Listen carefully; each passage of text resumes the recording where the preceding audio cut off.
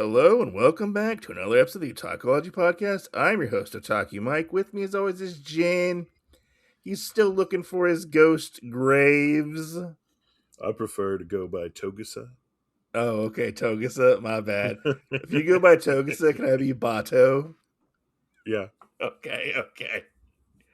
And today, we decided to take a little break from the Burrows and Doomies and do a little something that we haven't done in quite some time. We are talking about some anime because if you don't know, we were an anime podcast. Then we kind of switched things off. Dun-dun-dun-dun. What? What? You guys used to be an anime podcast? What? But we are talking about You could Ghost in be. the Shell, the new Ghost in the Shell, not the old Ghost in the Shell. The Ghost in the Shell. The Ghost in the Shell, Episode 1, Prologue Super Spartan 1. That's kind of a mouthful. I think it's Prologue Space Super Spartan 1. But let me ask you.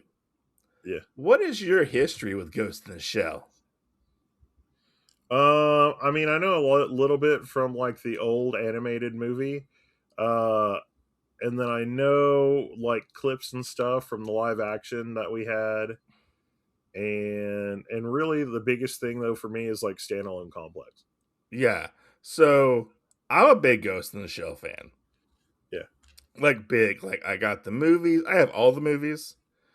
All Even the somewhat okay Ghost in the Shell 2.0 movie. Standalone Complex is probably my favorite adaptation.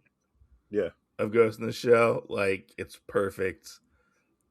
I think the only one I haven't seen is Ghost in the Shell Arise, because that was like distributed really weird over here. Yeah. And I was kind of not buying anime at the time. And I have seen the pseudo sequel to Standalone Complex that Netflix put out. But people were like really hyping this new show up. Like this new adaptation of Ghost in the Shell. Like all I kept seeing was, oh my god, this is the manga come to life. All right, what do you think about it?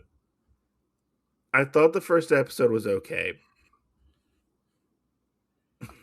What would you rate it? I don't. It's hard. I mean, I kind of want to get into it and talk about it, but I want you to tell me, and then we'll circle back to why. It's like a solid 3. Okay. It's a 3. Okay. So my first things for this are, first of all, I got the thing before I even started watching it, where you had messaged me. This is kind of weird. It's weird? Yeah, you messaged me that. You said, this is kind of weird. Oh, I was like, it's kind of weird, and I have mixed emotions right now. Yeah. Well, so anyway, from like, I'll say I'm a minor fan, because like I said, like I know about Ghost in the Shell, but like Standalone Complex, the very first episode is my favorite. Like, That's a solid episode. It went really weird, but it's kind of like with how Ghost in the Shell is for me, and how like Cowboy Bebop is, it's kind of like, because of how they do their episodes, it's kind of pick or choose. You know what I'm saying?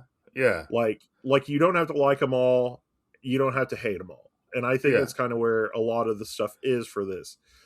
Well, so anyway, with this, one of the biggest things that hit me is this kind of looked to me like Dead Leaves, which is an old anime-ish movie, something that maybe like Studio Trigger would do. Just because of how the animation style is. It is more cartoony. Yeah. Wait, here's the thing though. This pulls heavily from the manga.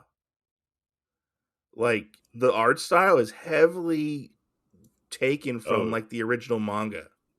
Oh, really? Yeah. And people were so excited. They're like, oh, we finally get like an original manga adaptation of Ghost in the Shell, because all the adaptations we've gotten were just adaptations, and people kind of took the idea and like ran with it and like a different, and like just used it as like a backdrop. The movie was like that. all the other TV shows are like that. They might take things here and there from Ghost in the Shell. The manga for Ghost in the Shell isn't that long. Yeah. Like the original Ghost in the Shell book is like maybe like I don't know, like 1,000 pages or something like that. Like it's not long. And it's just one book. It's kind of it's one book and it's kind of episodic. Yeah. Um, and then you have like the second Ghost in the Shell book, which nobody really likes. Nobody talks about that one. They always talk about the first one. They always talk about the first one and like the second one that was like a spin-off and it is put in between the two. Like it's weird how they like put these out because it was put out like way later.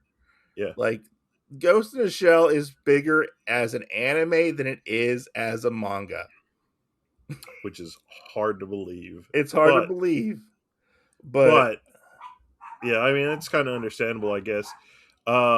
One of the things though, like I said, the art style and everything kind of reminded me of Studio Trigger, how they do part of theirs, where it is more of that cartoony-esque. The biggest thing that really threw me off were the was it the comedy?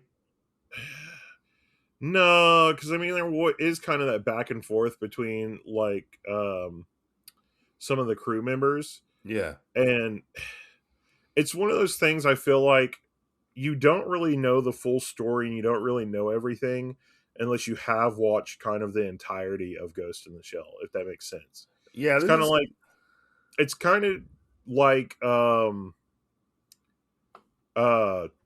shit, what is it called? Full Metal Alchemist. Like, yes, you have these different parts of it, but unless you watch like both of those and you can pick out the good parts of it, you really don't, I think, get the very overall arcing of the story. Yeah, but this series is on its own by itself. Like it's not connected to the other Ghost in the Shells. Oh, I'm sure none of the other Ghosts in the Shell they're not to each other. They're not really. But it's fun to think that all the things for this are kind of that way, and it's just how the art styles are kind of done. Mm-hmm. If that makes sense. I will say the opening is it's not one for one shot, but it's pretty much homaging the opening of the movie. Where we see we'll get animated or the live action? The animated movie. Okay. Live action movie also pretty good. Like it's not terrible. We might have to cover it on here one day. Yeah. But yeah, it pretty much homages the movie where we see like this forget exactly what he's like a representative of like foreign affairs or something. And he basically like is dealing with like this like corporation and stuff, and like he people are out to get him. People are out to get him because he's done some nefarious things, and he's trying to basically save his ass at this point. Yeah, and he kind of reminded me of what's the detective guy's name in Lupin the Third? Oh, Zenigata. Yeah, that's kind of what this guy reminded me of for Zenigata. Oh, really? Yeah, Aramaki did. Yeah, isn't that the guy we're talking? Not the guy with the glasses, the other guy. No, I'm talking about the other guy. The guy who like we start out with, who is basically they're basically out to get him. Okay. Yeah. I don't know if he actually has a name, but we find out like this guy had the like former prime minister like killed. Yeah. And that's why Section 9 is out to get him. And Aramaki has been after him, and he's the head of Section 9. And he's been out like to take this guy down. And we get this pretty cool fight. Which I thought I liked it, where we see Section 9 kind of going after like in trying to get into this building. I really like the setup for this. Yeah. Seeing them try to get in, and like we have like the cool cybernetics where the guy has the glasses and they pop out and he's like looking around the corner. Yeah. I thought that was a really nice touch. And we have something a little different. Major Kusanagi is the main character in this, Motoko Kusanagi. She shows up, but she is not a part of Section 9 at this point. Right. And she assassinates this guy. and Aramaki is shocked that what's exactly going on. Wonderful opening, but man, interspersed in this is some of the most like there is so much text in this opening. Yeah. I had no idea what the fuck was going on. Uh well, the one thing that I did like in this scene that I thought was very funny is where we did have Aramaki and the other guy, Uh-huh. that the guy that I've been talking about with the glasses, the Yeah. more like the goggles, I guess. Uh-huh. And where they started like politically like pissing on each other, where it was like, yeah, I'm gonna take you in because da da da da da, and the other I guy's have like, I have I have diplomatic immunity. oh, diplomatic community, I'm gonna be taking you in because of XYZ, and you're like, what? And Aramaki's like, when did this happen? It's like just Yeah, now. like they're both like having a pissing contest of, well, because of this statute in the law, blah blah blah blah, I'm gonna get to do this for you. Oh yeah, well, I'm gonna do this because of ours, and you're like, I will have to uh say the humor kind of throws me off because you don't get a lot of that in the other series. yeah, yeah, But I like it because it adds like a little bit of levity to everything, I would say.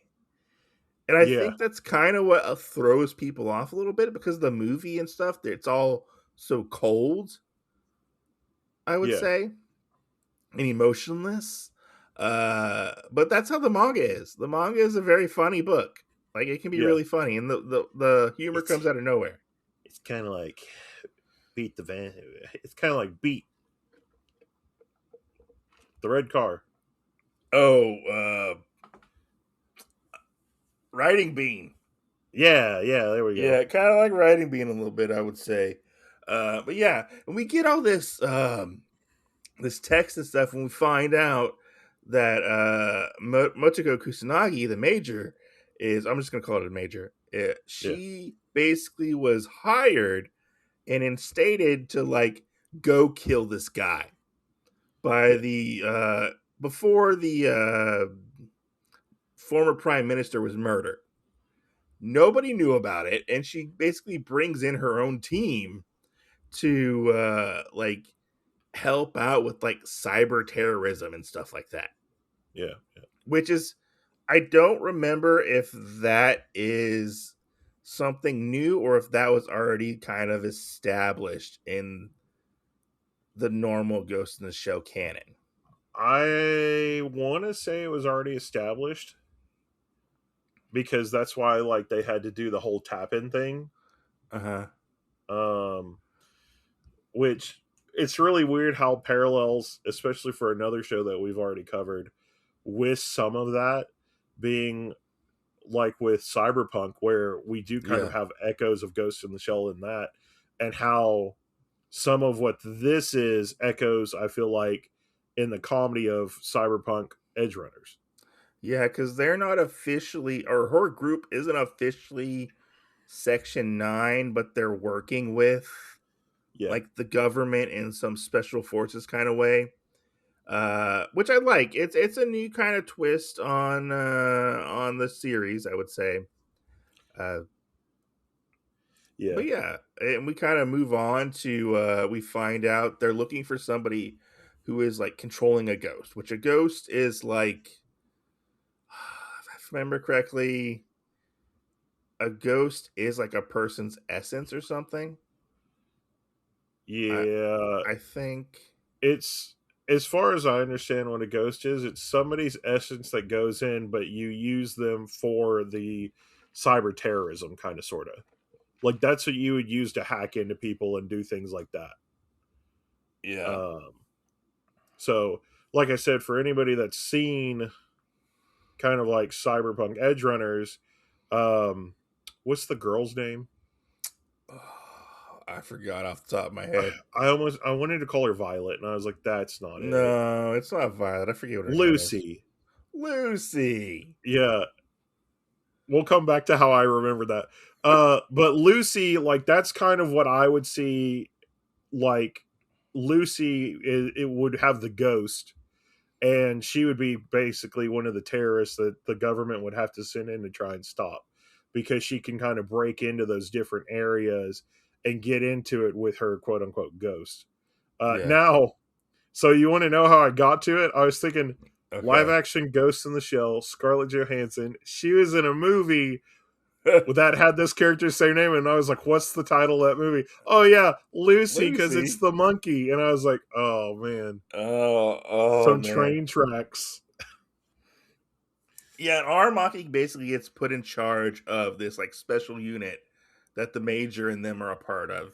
Which one thing I really do like about this is the whole team is kind of like almost like a main focus in this series, it seems like. Which Yeah, I like.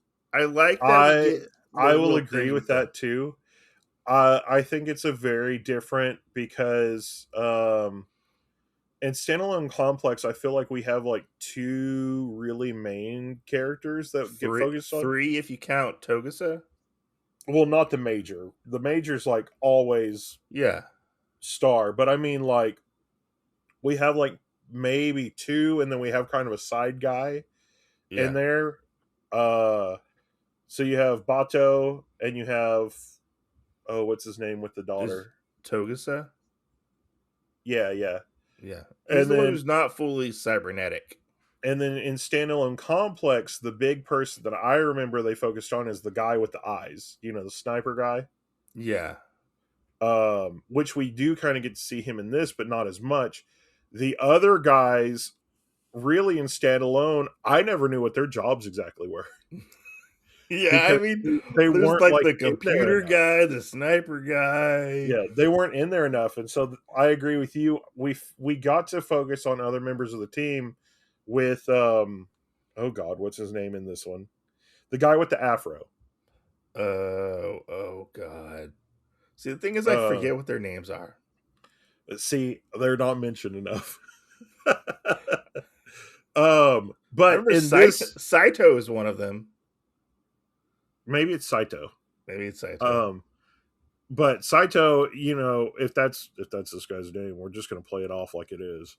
Um, you know, Saito, like I never knew Saito was one of the guys that was in one of the robots. In Yeah, this, like he was like he focused in it. He did a bunch of other stuff, and it was really refreshing to kind of see how he was doing stuff. Then in standalone complex, where they don't really seem like they're that relevant to the story. They're just part of the team. yeah, they're like C players on the team or something like that. Yeah. But yeah, they end up getting this gig where they go to this like war orphanage for war orphans. Warfanage? Warphanage, Yeah. where basically they find out that this part of like this government organization has become really corrupt, and we get this scene where we see all these kids basically praising the person who works there and is like they're like begging for rice gruel and stuff. It's really weird. Like what happens? Yeah.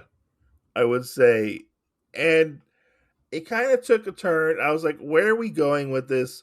What's going on? And we kind of follow this one kid in here who like kind of becomes like defiant and stuff. We find out, oh wait, they're actually like brainwashing these kids because these kids don't have like any like legal status in this world. Yeah. They're basically like almost like illegal aliens almost, or like illegal immigrants, I would say. Well, and it's weird how like he was just trying to get his food back Yeah, he because wanted the his other kid food was eating back it, and he gets like fucked up. and they have like tasers in their necks, Yeah. and they instantly go from him trying to get his food back into them thinking, oh well, you don't like it, so we're gonna electrocute you and send you to work. Like, oh man, I was like, what the fuck? They put him in like this reprogramming thing, which Yeah. looks freaking painful as hell. And And the I'm not 100% sure because what one of the things that gets said is that's an education machine. yeah, So there wasn't a thing, until we hear it from the guys when they're actually trying to track this particular boy down when he gets out, where they bring up if you try to escape your third time trying to escape, you get reprogrammed. Is that what it was? Yeah. And I think he's on his So third strike. I think it yeah, is. because when he got out, they were like, "Oh, we're gonna have to reprogram this kid." Yeah. And he's kind of like having a day basically. And the major jacks into him, which causes him to like react and just bust out of this place. Which I was kind of curious, like, how was it her doing that, or was it him reacting to her going into his mind? I For wasn't which one? 100% sure what was For going who? on when the kid gets like jacked by Major. Um, I think she was going into his mind, but the other thing she said was you have to watch out going into their minds because there was something in there like a virus that could get into your stuff. Okay. And that's why Togusa and some of the and Zenigata were asking her like, "Are you okay?" And she was like, "What do you think? I have whatever upgrade it was. It was like a shield." She I think goes, my ghost isn't so weak compared to I your think I average Joe think or something." Inigata was the one with the beard and afro. Okay, I think Saito was the sniper, okay, if that I would make remember correctly. sense. If That I would make remember sense. correctly. If I remember correctly. Sorry about that. That would make sense because his site would be Saito. Oh, I guess, yeah. But he kind of like goes off, and people go after him in these big like suits of armor, and the group, the Major's group happens to get a hold of this kid. They knock him out with their robots, their Tachikoma robots, which I love this that they're actually using the robots quite a bit Yeah, to do their like mission. I think that's pretty fun. But to see them like sneaking around on these big like robots, these spider bots, is pretty funny. And see it completely fail was a shock to me. Because I thought these guys were like a well-oiled machine, but like apparently the the people who were doing security and stuff had one up on them. yeah. Seeing them react to the situation was pretty interesting, I have to say. I have to say the weirdest thing with them that it was is where at one point one of the robots was sitting there and I forgot what was said, but it's like in that first scene where they're talking about him Uh huh. and one of them had a little cat like whisker face thing pop up on him and I was like, "Oh my god." Yeah, I know I, the Tachikomas are pretty like expressive and stuff. yeah. I was like, Uh, "I don't need this right now." but yeah, things go awry, and like they're trying to scramble at this point to get things back on track. Which I love this whole scene of them trying to fight these like heavily armored like mech suit things that they're going after. I think it's pretty cool seeing them try to get around all the defenses and stuff. It was a pretty intense fight, I have to say, for the most part. Yeah. You Oh know, no. I think that was completely cool. And then we kind of had the whole thing where the guy was like, "Yeah, um, I know where you're at," because he was using some kind of like radar detecting yeah, something or whatever. And he's like, "Yeah, this is where she's got to be." And it was a puppet, yeah. a little fake like wooden puppet, and she ended up um, sitting in the order or whatever. Which this is probably Saito that we're talking about without actually seeing him fire the bullets, but we see two bullets fly out from the air through a wall or like a pretty good like concrete wall through another wall It goes through and like an entire building. yeah, and then it comes out and they kind of almost separate where each one targets one of this guy's legs and blows him off. That was pretty gnarly. Yeah, yeah. To see what It was sick and it was slow motion too. That's why like another thing of this feels like Studio Trigger to me, like how they do some of their epic shots. yeah, no, with this, like the animation was very, very well done. Especially with all the action stuff. It was very almost frantic almost. and just the fluidity of the motion that they animated was very well done. And seeing the guy be like, oh, no, like don't go after my cyber brain, like keep my brain intact, and they just fucking like decimate him, Yeah. and Yeah. it was gnarly. But it's really weird though, because that to me felt like the most Ghost in the Shell thing from like Complex and all the more serious ones than this one Uh-huh. did. Like it was kind of Like, bombastic almost. no, I mean just the fact that somebody was like, please don't do anything to my brain. Like almost everybody in Ghost in the Shell at some point wants you to not touch their brain, because whether it's cybernetic with their memories installed into it, or it's a real brain inside of a fake body, or Yeah, even just a real body, everybody usually leans towards don't mess with my brain. yeah, because nobody really has a whole human body left. Yeah. Because I think if I So, remember correctly, like disease or something like ravaged people's actual cells. I think it was, yeah. and like everybody has cybernetics at some point. See, I just think part of it's more of like that fat area, and that's one of the things like talking about it. A lot of the stuff does seem like hand in hand when we're talking about Ghost in the Shell and we're talking about Cyberpunk, Yeah. because Yeah. whether you have cybernetics for one reason or another, it all comes back to that stuff, you know. I mean, they're both kind of intertwined, Cyberpunk and Ghost in the Shell, because I think Cyberpunk kind of How took crazy would it be to find out that they're in the same universe? took stuff from Ghost in the Shell in the Cyberpunk aspect and stuff. I would say, Yeah. but, How but crazy yeah, would it be to hear that they're in the same universe? and our story kind of ends with like they just let the kids go. I think it was right. Yeah, they were, I think, gonna take them somewhere else to like an actual school. Yeah, and it ends with like the team getting in touch with Aramaki and being like, "Oh, we want you to join," but they don't join.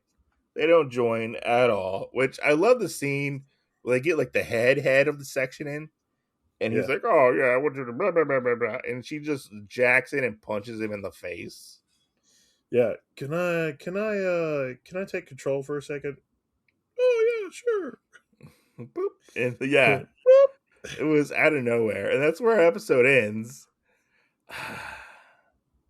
I was wondering before we watched this why people said this was the most hated anime of this year.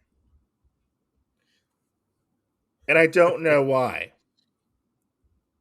to be exact. I don't know. I honestly, I would say probably one of the bigger reasons I would feel that way is because a lot of people are relegated towards like what they actually know from standalone complex. It's very serious. There's not any jokey parts compared to like this going in a different vein was uh more of like fully coolly. Yeah, I will say the episode doesn't start out great, and there's a lot of very much like PowerPoint presentation stuff going on, I would say, in the Yeah. prologue part. If they Yeah. would have just, I don't know, narrated it and not just been like had solid text on like a opening or something like they do. Like it's weird how it is like I feel like the text went by too fast to actually read it, and they don't ever explain it. Like what's going on at the beginning. Oh yeah. I feel like that very much uh hampers your experience or your enjoyment of this episode. I can Is see the that. is the episode flawed? Yes, I would say so. If this is your first experience with Ghost in the Shell, I don't know if you would like this. I think this is for like the hardcore of the hardcore fans.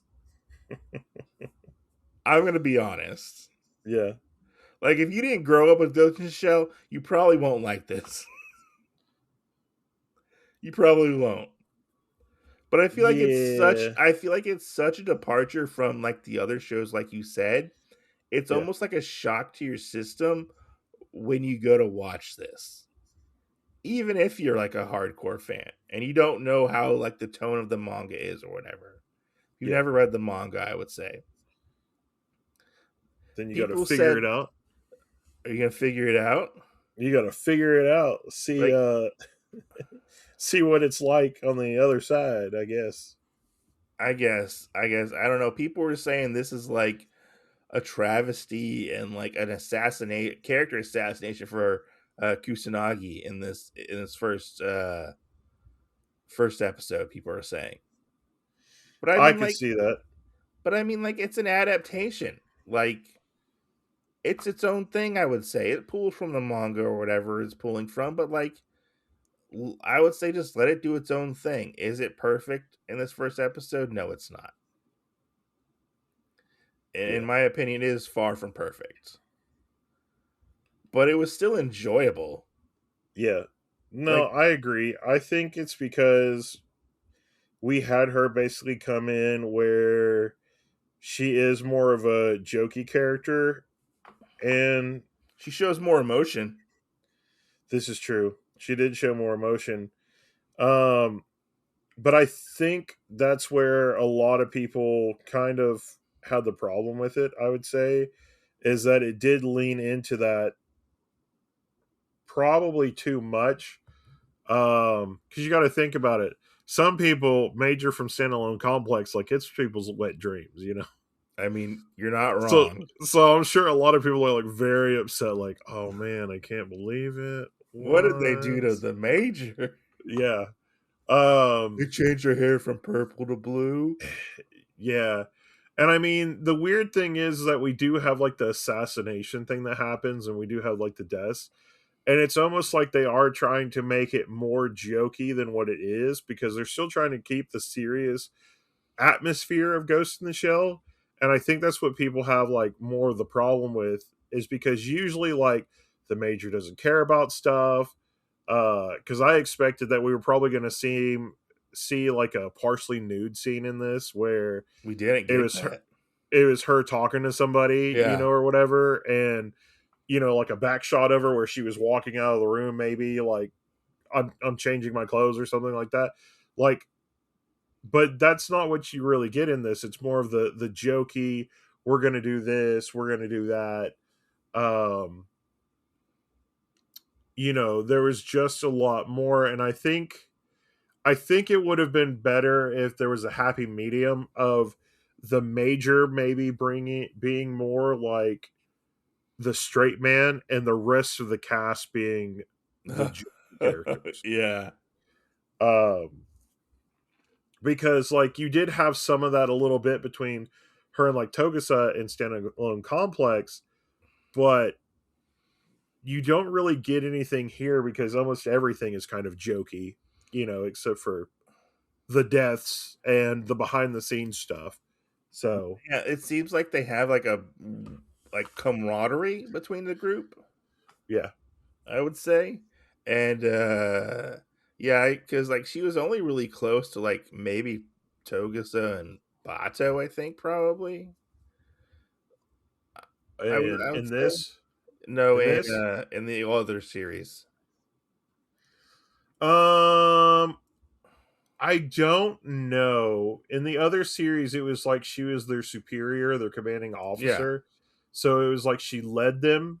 In this one, it just seems like they're kind of a band of mercenaries. Yeah, it does. And she's the one that talks because she's a woman and has more charismatic than the other people. She's kind of like their leader, but she's like, you know, Yeah, in this, I don't necessarily feel like she's the leader type right now. yeah. She might I, come I into mean, that role later on. We don't know. this is true. This is true. So my score, because you already gave us yours, Uh-huh. my score is also a 3. Okay. Okay. I don't think there's really that much. Like, I think the show will get better, and I think that people are judging it harshly for being something else that's Ghost in the Shell. Um and I'm going to put it at a happy medium. But the other thing that's weighing mine down so much is the fact that, yes, everything that we have had portrayed in this, or for Ghost in the Shell so far in life, is that it is a very serious thing. And to have this one where it does seem more jokey is a little hard to like wrap my head around. A little bit, I would say. Yeah. Because I was not expecting like Tokusa to have like a huge nose. I wasn't expecting, Major to seem kind of like a weird lolly child, so to speak, because she was just kind of all over the place, like talking to people or whatever. Compared to like her in Standalone Complex, where it was very much like she waited, and when she spoke, she knew that She was kind of very like stoic, but slightly playful yeah. at times. And when she talked, she knew exactly what she was saying, Yeah. and that what she said was correct. This was kind of more of the playful, the playfulness and things like that I think are what a lot of people didn't like about this one. Yeah. So So, do you want to keep this in rotation and still cover it? I don't know how many episodes this is. I mean, yeah, we could cover another one. Okay. Okay. We'll probably cover it. I'd give anything at least 3 episodes to see how it's doing. We'll cover. I think we'll cover it later on down the road, probably. And the other thing is now covering this doesn't necessarily mean that we have to stick through the thing of it going behind being a serious Ghost in the Shell thing. Yeah. Yeah. So even Yeah, the major needs a day off sometimes, and that's where this show comes in. I This is where she's joking. I hope they explain things more better. Yeah. If they led into it where we find out towards the end of this that her ghost gets taken advantage of somehow or whatever, and that's why in like Standalone Complex she's very like drummed down because most of her emotions got taken away, that would be a cool twist of events at the end of this. I will say also, Yeah. music fucking on point. Like the music was really good. Yeah. I will say, I will give it that. I think the only thing I wasn't like too keen on was just kind of the opening. Is it because the opening for Standalone Complex is like really, really good? No, because usually I try and watch all the openings, and it wasn't hitting for me. I liked it. Um, I liked it, but it was no Standalone Complex.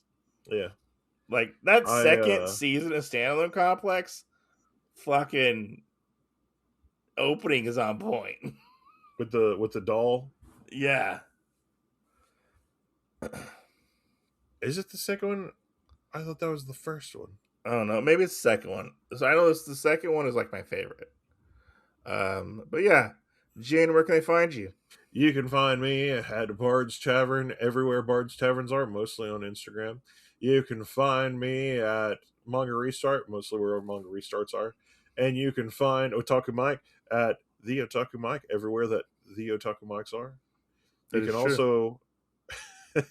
You can also find both of us everywhere that Otakuology can be found in many different formats and forms. That's all I can think of. And let us know, what did you think of this new adaptation of Ghost in the Shell? Was it a hit or a miss for you? Comment on our YouTube channel or reach out to us on Spotify. Let us know what you think, or YouTube Music. Yeah. Yeah, and let us know about all of our other cool shows that we're recording right now. I feel like most of the stuff that we have right now fits at least somebody's motif of stuff, because if you like cartoons, we're doing Doomies right now. If you like anime, or not Standalone Complex, Ghost in the Shell.